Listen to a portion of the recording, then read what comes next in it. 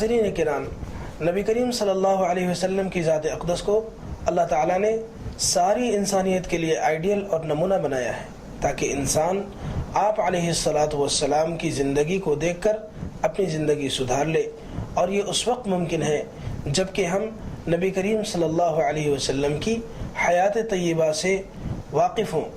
آئیے ہم اس مقصد کے حصول کے لیے روزانہ ہی اپنے وقت کو فارغ کر کے نبی کریم صلی اللہ علیہ وسلم کی حیات طیبہ کے مختلف گوشوں سے درس نصیحت حاصل کریں۔ آج ہمارے درمیان مولانا عبد المعبود قاسمی، مفتی دارالافتاء، صفا بیت المال انڈیا، اور آپ کا عنوان ہے چچا کے ساتھ حسن سلوک۔ السلام علیکم ورحمۃ اللہ وبرکاتہ۔ الحمد للہ نحمده ونستعینه ونستغفره ونؤمن به ونتوکل علیہ ونعوذ باللہ من شرور انفسنا ومن سیئات اعمالنا، من يهده الله فلا مضل له ومن يضلله فلا هادي له، ونشهد أن سيدنا وسندنا ومولانا محمدا عبده ورسوله، فأعوذ بالله من الشيطان الرجيم، بسم الله الرحمن الرحيم،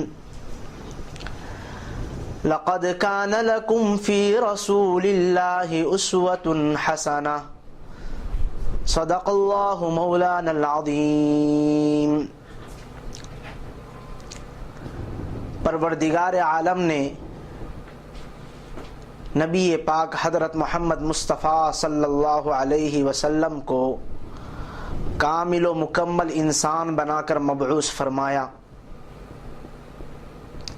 نبی علیہ السلام کی ذات گرامی ہر گوشے اور ہر طبقے کے لیے اسوہ حسنہ ہے، خواہ وہ معاملات میں ہو یا عبادات میں ہو یا معاشرت میں ہو۔ معاشرتی اعتبار سے ایک گوشہ ہے نبی علیہ السلام کا کردار اور نبی علیہ السلام کا حسن سلوک، اور نبی علیہ السلام کا اسوہ حسنہ اپنے چچاؤں اور اپنے پھوپھیوں کے ساتھ۔ چنانچہ اسی موضوع کو لے کر ہم آپ کی خدمت میں حاضر ہوئے ہیں۔ نبی علیہ السلام بحیثیت بھتیجا چچاؤں اور پھوپھیوں کے ساتھ حسن سلوک۔ نبی علیہ السلام کی ذات گرامی بنی نوع انسانی کے ہر فرد کے لیے بہترین اسوہ رہی ہے۔ خاص طور پر آج کے اس موضوع میں نبی علیہ السلام کا اسوہ حسنہ اپنے چچاؤں اور اپنے پھوپھیوں کے ساتھ۔ نبی علیہ السلام نے فرمایا عم الرجل سنو ابیہ، کہ آدمی کا چچا اس کے باپ کے مانند ہے، رتبے کے اعتبار سے، عظمت کے اعتبار سے، احترام کے اعتبار سے، محبت کے اعتبار سے وغیرہ۔ نبی علیہ السلام نے اپنے چچاؤں کے ساتھ حسن سلوک کیا اور دنیا والوں کو اس بات کی تعلیم دی کہ اپنے چچاؤں کے ساتھ بھی والد جیسا برتاؤ کرنا ہے۔ نبی علیہ السلام اپنے پھوپھیوں کے ساتھ بہترین سلوک کیا اور امت کو اس بات کی تعلیم دی کہ پھوپھیوں کے ساتھ بھی حسن سلوک کیا جاتا ہے۔ آج معاشرتی دور میں، ترقی یافتہ دور میں چیزوں کی بڑھاوی اور اسی طریقے سے ٹیکنالوجی کی ترقی بہت زیادہ ہو چکی ہے، لیکن تعلقات اور رشتہ داریاں اور فاصلے بڑھتے گئے۔ نبی علیہ السلام نے چچاؤں کا مقام باپ کے مانند فرمایا۔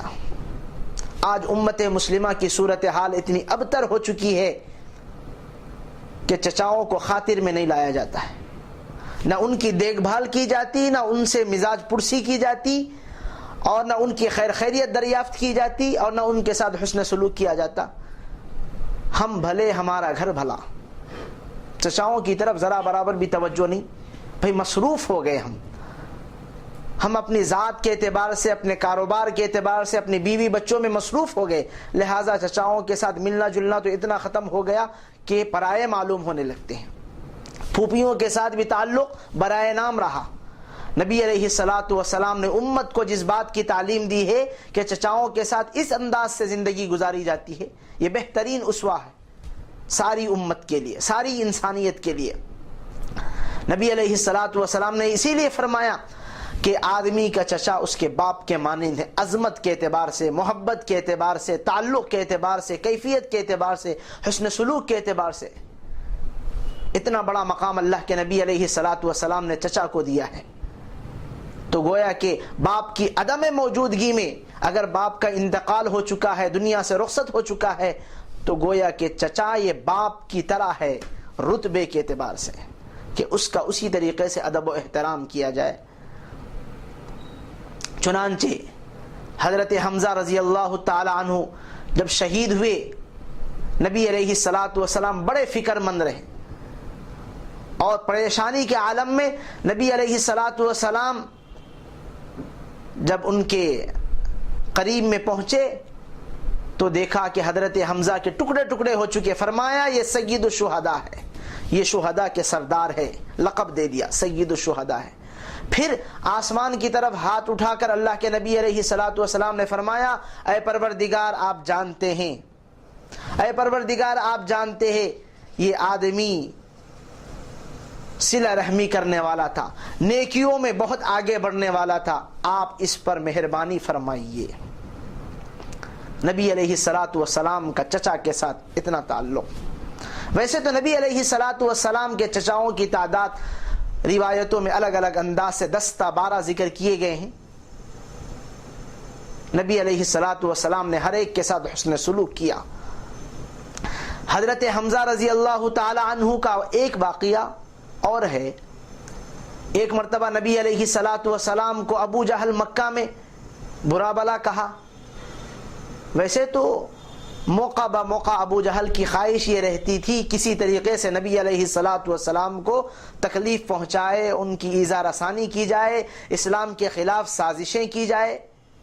ایک مرتبہ ابو جہل نے نبی علیہ الصلاۃ والسلام کے ساتھ گستاخی کی مکۃ المکرمہ میں۔ جب گستاخی کی تو اسی وقت حضرت حمزہ کی ایک باندی حضرت حمزہ کو اس بات کی اطلاع کر دی کہ آپ کے بھتیجے کے ساتھ ابو جہل نے گستاخی کی ہے۔ اس وقت حضرت حمزہ رضی اللہ تعالی عنہ شکار کے لیے گئے ہوئے تھے، واپس آئے اور ہتھیار ساتھ میں تھا، اسی ہتھیار کو لے کر ابو جہل کی پٹائی کر دی، یہاں تک کہ ابو جہل کے سر سے خون بہنے لگا، مار پیٹ کی۔ اس کے بعد اللہ کے نبی علیہ الصلاۃ والسلام کی خدمت میں آئے اور کہنے لگے اے بھتیجے، میں نے آپ کے خاطر ابو جہل کی پٹائی کی ہے۔ اللہ کے نبی علیہ الصلاۃ والسلام نے فرمایا اے میرے چچا، مجھے اس سے خوشی نہیں ہوتی کہ آپ نے میرے دشمن کو مارا اور خون بہا دیا، مجھے تو خوشی اس بات کی ہے کہ آپ کلمہ پڑھ لے۔ موقع تھا اور اللہ کی رحمت جوش میں تھی، فوراً حضرت حمزہ رضی اللہ تعالی عنہ کلمہ پڑھ لیا۔ یہ حضرت حمزہ رضی اللہ تعالی عنہ کے اسلام لانے کا واقعہ۔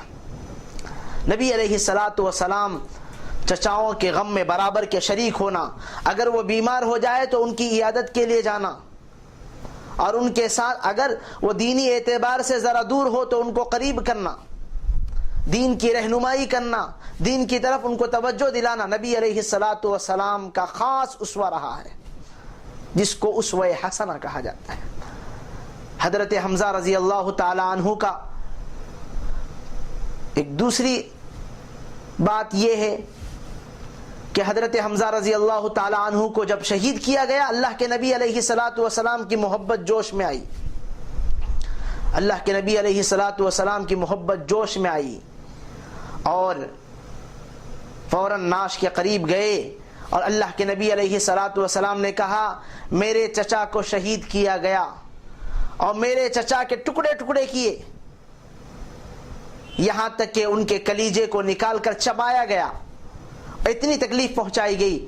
اللہ کے نبی علیہ الصلوۃ والسلام نے فرمایا اس کے بدلے میں 70 کفاروں کا مسلح کروں گا۔ مسلح کہتے ہیں قتل کر دینا اس انداز سے کہ اس کے ٹکڑے ٹکڑے کر دیے جائے، آنکھ الگ رکھ دی جائے، ناک کے ٹکڑے کیے جائے، جسم کے اعضاء کے ٹکڑے ٹکڑے کر دیا جائے۔ حضرت حمزہ کے اسی انداز سے ٹکڑے ٹکڑے کیے گئے تھے۔ اللہ کے نبی علیہ الصلوۃ والسلام نے قسم کھایا واللہ حضرت حمزہ کو شہید کیا گیا اور ان کے ٹکڑے ٹکڑے کیے گئے، اس کے بدلے میں بھی 70 کفار اور 70 دشمنوں کو ٹکڑے ٹکڑے کر دوں گا، مسلح کروں گا۔ فوراً اللہ کی طرف سے وحی آئی، اے اللہ کے نبی آپ اس قسم کو توڑ دیجیے اور اس کے بدلے میں کفارہ یمین ادا کیجیے۔ چنانچہ وہ حکم جس کے بارے میں اللہ کے نبی علیہ الصلوۃ والسلام نے قسم کھایا تھا، اللہ کی طرف سے اس کو رکوا دیا گیا اور اس قسم کے بدلے میں کفارہ یمین ادا کیا گیا۔ تو گویا کہ اللہ کے نبی علیہ الصلوۃ والسلام اپنے چچا کے ساتھ محبت اور تعلق کی بات تھی۔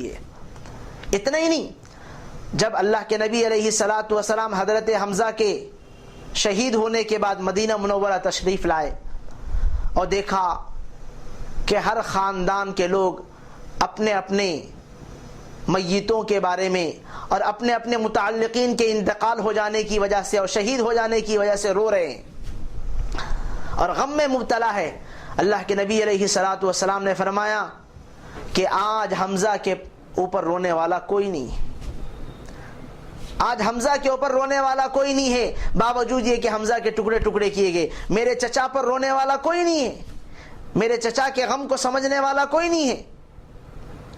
انصار میں سے ایک جماعت انہوں نے اپنی خواتین کو بھیجائے نبی علیہ الصلوۃ والسلام کے گھر پر تاکہ وہاں پر غم کا اظہار کرے۔ کچھ خواتین رو رہی تھی، اس کے بعد اللہ کے نبی علیہ الصلوۃ والسلام نے فرمایا بھئی آج کے بعد خواتین رونے کے لیے کسی جگہ نہ جائے۔ تو گویا کہ اللہ کے نبی علیہ الصلوۃ والسلام کا چچاؤں کے ساتھ محبت اور تعلق خاطر کی بات تھی، اتنا تعلق اور اتنی محبت کہ اللہ کے نبی علیہ الصلوۃ والسلام نے اعلان فرمایا کہ آج کوئی رونے والا نہیں ہے میرے چچا کے اوپر، اور اسلام کے نام پر میرے چچا نے جان دے دی لیکن کوئی رونے والا نہیں ہے۔ سب سے پہلے اسلام کی جو جنگ ہوئی ہے غزوہ بدر، معرکۃ الآرا جنگ، حق اور باطل کے درمیان میں فرق کرنے والی جنگ، اس جنگ کے اندر حضرت عباس نبی علیہ الصلوۃ والسلام کے چچا یہ بھی شریک رہے۔ اللہ کے نبی علیہ الصلوۃ والسلام نے اعلان کر دیا کہ اے لوگوں، عام اعلان کیا جا رہا ہے، اے لوگوں میرے چچا اس میدان میں آئے ہوئے ہیں کفار کی طرف سے اور ہم مسلمان ہیں، لہٰذا یاد رکھنا میرے چچا کو قتل نہ کرنا۔ کیوں؟ اس وجہ سے کہ حضرت عباس از خود نہیں آئے ہیں بلکہ جبر و اکراہ ان کو لایا گیا ہے، زبردستی ان کو لایا گیا ہے، لہٰذا کوئی قتل نہ کرے۔ چنانچہ وہ قتل نہیں کیے گئے، گرفتار کر کے مدینہ منورہ لائے گئے اور قیدیوں کے ساتھ۔ نبی علیہ الصلوۃ والسلام کے تعلق کی بات تھی، محبت کی بات تھی، چچا کا غم اپنا غم، چچا کا درد اپنا درد، چچا سے محبت کا یہ عالم تھا کہ چچا کو تکلیف ہو رہی، نبی علیہ الصلوۃ والسلام بے قرار اور بے چین ہیں۔ جب حضرت عباس کو لایا گیا اور کس کے رسی باندھ دی گئی اور بھی قیدیوں کو باندھ دی گئی، حضرت عباس کو بھی باندھ دی گئی، لیکن رات کا وقت ہوا، حضرت عباس کس کے رسی بندھے ہوئے ہونے کی وجہ سے کراہنے لگے۔ اللہ کے نبی علیہ الصلوۃ والسلام بستر پر مچلنے لگے، میرے چچا کے ساتھ یہ کیا ہو رہا ہے، مچلنے لگے، رات بھر نہیں سوئے، تڑپتے رہے۔ ادھر چچا کی تکلیف برداشت ناقابل برداشت ہو چکی ہے اور وہ کرا رہے ہیں، ادھر بھتیجا بھی بے قرار اور بے چین ہے۔ اللہ کے نبی علیہ الصلوۃ والسلام اسی بے قراری کے ساتھ باہر نکلے، رات بھر آرام نہیں فرمائے۔ باہر نکلنے کے بعد صحابہ کرام کو بلوایا اور یہ کہا یہ میرے چچا ہے، ان کی رسی کو ذرا ڈھیلی کر دو، اور پھر یہ بھی فرمایا کہ میرے چچا کے ساتھ ساتھ اور جتنے قیدی ہیں ان کی رسی کو بھی ڈھیلی کر دیں۔ اللہ کے نبی علیہ الصلاۃ والسلام نے چچاؤں کی تکلیف کو اپنی تکلیف سمجھی، چچاؤں کے درد کو اپنا درد سمجھا۔ آج امت اس بات سے سبق حاصل کریں کہ چچاؤں کی خدمت، چچا گویا کہ باپ کے درجے میں ہیں، تکلیف کے اعتبار سے، عظمت کے اعتبار سے، ادب کے اعتبار سے۔ چچا کی تکلیف کو باپ کی تکلیف تصور کرے، چچا کی محبت کو باپ کی محبت تصور کرے، چچا کے درد کو باپ کا درد تصور کرے۔ اللہ کے نبی علیہ الصلاۃ والسلام نے اسی بات کا پیغام امت کو دیا اور اسی بات کی تعلیم امت کو دی ہے۔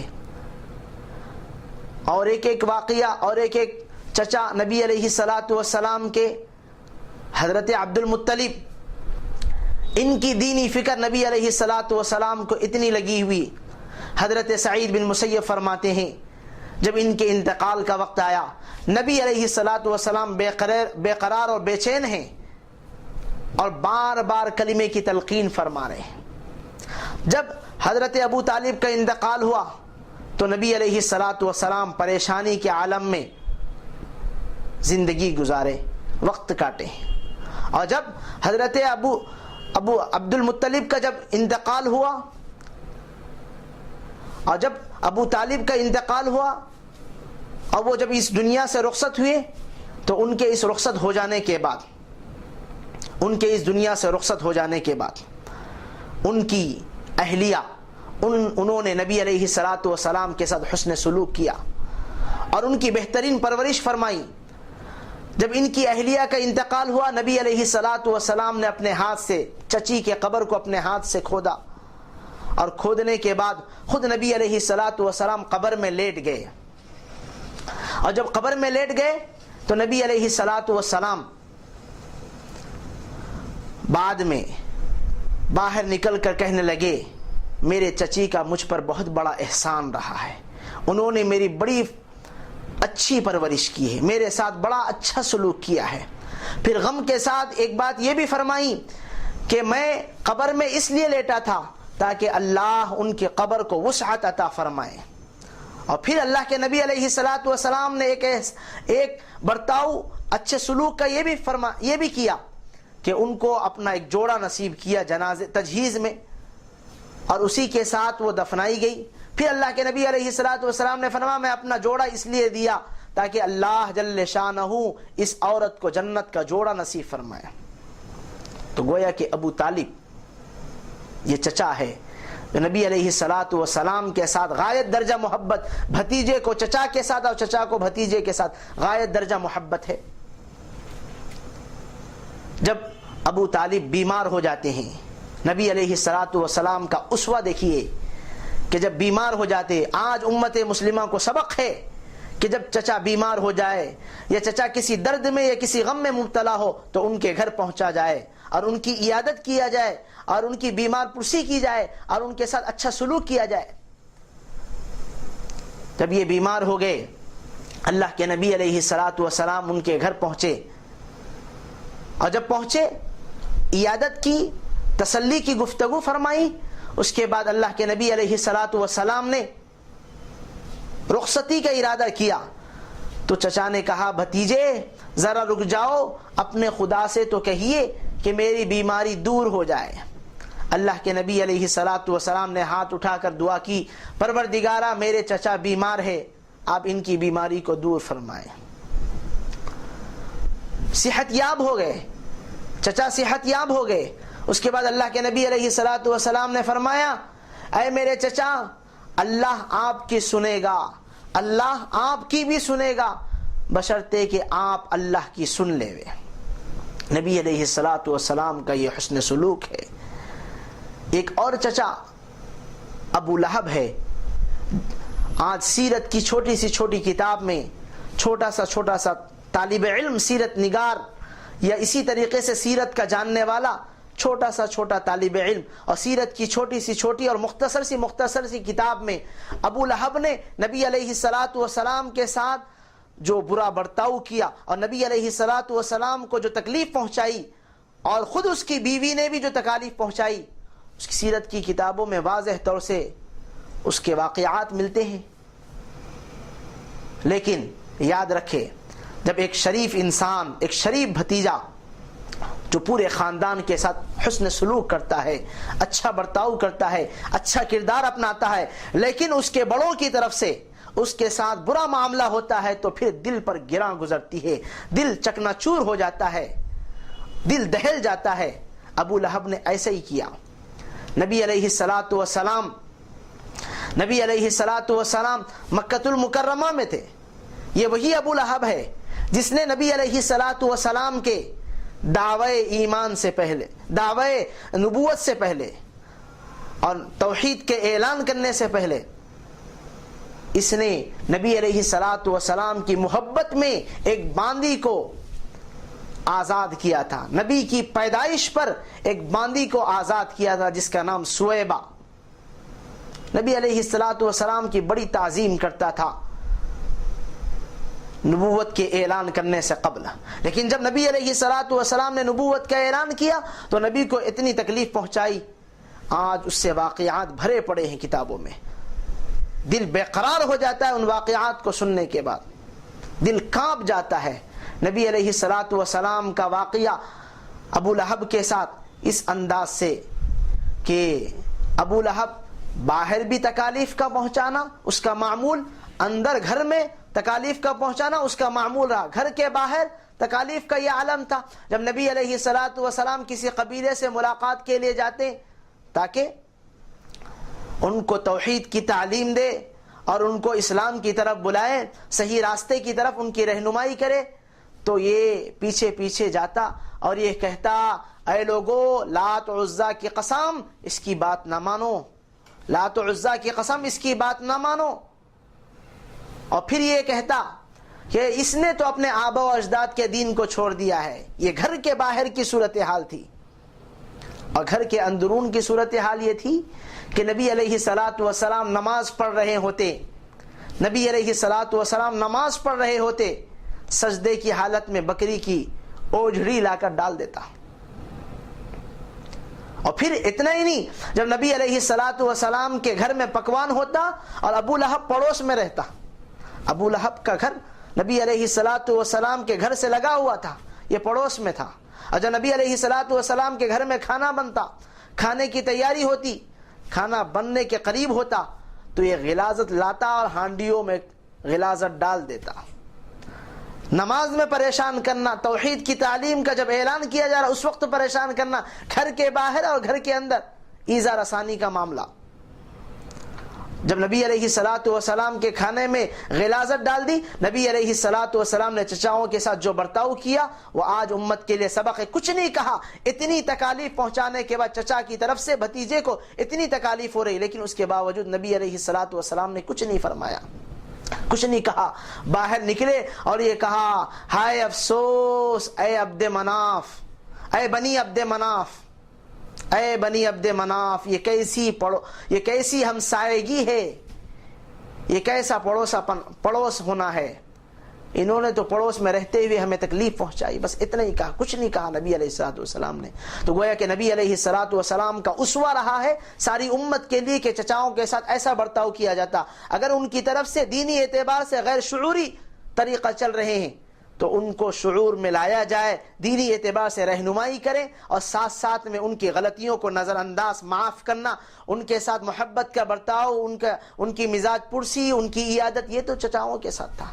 اور نبی علیہ السلام کا پھوپھیوں کے ساتھ، حضرت صفیہ رضی اللہ تعالی عنہا کے ساتھ واقعہ، امیمہ کے ساتھ واقعہ، نبی علیہ السلام کو مال غنیمت میں ایک بڑا حصہ ملا، مال غنیمت میں ایک بڑا حصہ ملا۔ علیہ السلام نے بڑی مقدار میں حضرت صفیہ کو، جو مسلمان ہو گئی تھی، محدثین کرام نے ان کے مسلمان ہونے کا متفقہ فیصلہ فرمایا، یہ کہا کہ یہ مسلمان تھی حضرت صفیہ، ان کو ایک بہت بڑی مقدار میں مال غنیمت دیا، پھر ساتھ ساتھ میں حضرت امیمہ کے یہاں بھی مال بھجوایا، اور یہ کہا کہ ان سے یہ کہو کہ اگر کچھ ضرورت ہو تو مجھ سے دریافت کر لے، میں دینے کے لیے تیار ہوں۔ نبی علیہ السلام نے امت کے لیے تعلیم دی کہ اے امت مسلمہ، چچاؤں کے ساتھ ایسے برتاؤ کیا جاتا ہے۔ اسی لیے اللہ کے نبی نے فرمایا عم الرجل سن و ابیہ، آدمی کا چچا اس کے باپ کے مانند ہے، عظمت کے اعتبار سے، ادب کے اعتبار سے، احترام کے اعتبار سے، محبت کے اعتبار سے، ان کے درد میں شریک ہونے کے اعتبار سے، اور ان کے ساتھ تعلق خاطر کے اعتبار سے اللہ کے نبی علیہ الصلوۃ والسلام نے امت کو تعلیم دی۔ امت اس سے کشاں دور ہوتی جا رہی ہے، امت اس سے لاپرواہی برت رہی ہے۔ پھوپھی انجانے بن رہے ہیں، چچا انجانے بن رہے ہیں، نہیں، اللہ کے نبی علیہ الصلوۃ والسلام نے فرمایا ان کا ادب اور احترام کرو، اس لیے کہ یہ باپ کے مانند ہے۔ ناظرین سے ہم گزارش کرتے ہیں کہ اپنے چچاؤں کے ساتھ ادب و احترام کا برتاؤ کرے، ان کی عیادت کرے، اور ان کے ساتھ اگر وہ غم میں شریک، غم میں مبتلا ہے، درد میں مبتلا ہے، اور کسی پریشانی میں مبتلا ہے تو ان کی مدد کرے، ان کے ساتھ احسان کا برتاؤ کرے، ان کو اپنے باپ کے برابر مقام اور مرتبہ دے، اور ان کے ساتھ حسن سلوک کرے۔ اپنے پھوپھیوں کے ساتھ بھی اسی انداز سے گفتگو کرے، اسی انداز سے رہیں، بے ادبی نہ کرے، گستاخی نہ کرے، بلکہ باپ کے برابر ان کو مقام اور درجہ دے۔ دعا کرے کہ اللہ جل شانہ ہم سب کو کہی ہوئی بات پر عمل کرنے کی توفیق عطا فرمائیں۔ آمین وآخر دعوانا الحمدللہ رب العالمین۔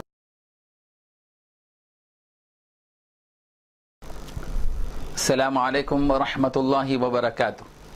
صفا بیت المال educational welfare and charitable trust registered ایک فلاحی اور رفاہی اور تعلیمی ادارہ ہے جو مسجد الفلاح واحد نگر قدیم ملک پیٹ حیدرآباد میں، جس کا صدر دفتر ہے، اور ہندوستان کی مختلف ریاستوں میں اس کی 50 سے زائد شاخیں موجود ہیں، جہاں غریب اور کمزور طبقات کی امداد کے لیے مختلف نوعیتوں کا کام ہو رہا ہے۔ مرکزی صفا بیت المال کے زیر اہتمام 20 سے زائد ایسے شعبہ جات ہیں جن میں فلاحی، رفاہی، تعلیمی خدمات انجام دی جا رہی ہیں۔ انہی شعبہ جات میں سے ایک اہم ترین شعبہ دینی گرمائی کورس کے سنٹرز کا ہے۔ موسم گرما میں گرمائی تعطیلات ہوتی ہیں۔ ان طویل تعطیلات میں اسکولوں میں پڑھنے والے بچے اور بچیاں آوارہ گردی میں، کھیل کود میں اپنا پورا وقت گزار دیتے ہیں۔ اسی لیے صفا بیت المال نے گزشتہ 3 سال سے ان بچوں کے لیے، غریب بچوں اور بچیوں کے لیے دینی گرمائی کورس کے سنٹرز کے قیام کا فیصلہ کیا۔ الحمدللہ 3 سال سے حیدرآباد کے 50 سے زائد غریب محلوں میں دینی گرمائی کورس کے سنٹرز چلائے جا رہے ہیں، اور اس سال بھی الحمدللہ حیدرآباد اور سکندرآباد کے 50 غریب محلوں میں صفا بیت المال کے زیر اہتمام دینی گرمائی کورس کے سنٹرز قائم کیے جا رہے ہیں۔ 24 تاریخ کو تمام معلمین کی تربیت ہو رہی ہے، اور اس کے بعد 26 اپریل سے 5 جون تک 40 روزہ یہ کورس مسلسل چلے گا۔ حیدرآباد کی 50 محلوں میں یہ سنٹرز چلیں گے۔ ایک سنٹر میں 30 تا 35 طلبہ اور طالبات تعلیم حاصل کریں گے۔ اس کے لیے ایک کورس ترتیب دیا گیا ہے دینی گرمائی کورس کا، جس کو احقر نے تیار کیا ہے۔ اس میں دینیات کی ساری اہم ترین باتیں پریکٹیکل طور پر بھی اور سمجھا کر بھی بتلائی جاتی ہیں۔ اس اہم ترین کام کے لیے پروجیکٹ ہے، 4 لاکھ روپے کے تقریباً اخراجات آ رہے ہیں۔ ایک سنٹر پر 7,000 روپے کے اخراجات ہیں، اس لیے کہ اس میں معلم کی تنخواہ اور بچوں کے لیے کتابوں کے مفت فراہمی وغیرہ کا نظم کیا جاتا ہے۔ اور ان 50 سنٹرز کی رہبری کے لیے، نگرانی کے لیے 2-3 فیلڈ آفیسرز کو بھی رکھا گیا ہے۔ آپ حضرات سے درخواست ہے کہ اس اہم ترین خدمت کی انجام دہی کے لیے آپ ضرور تعاون فرمائیں۔ اگر ہر آدمی، اللہ نے جن کو توفیق دی ہو، ایسے 40-50 آدمی تیار ہو جائیں جو ایک سنٹرز کی ذمہ داری لیں، تو انشاءاللہ یہ ہمارا پروجیکٹ جو 3.5 تا 4 لاکھ روپے کا پروجیکٹ ہے، یہ پائے تکمیل کو پہنچ سکتا ہے۔ ہمیں امید ہے کہ آپ حضرات اس اہم ترین خدمت کی تکمیل کے لیے ضرور ربط پیدا کریں گے۔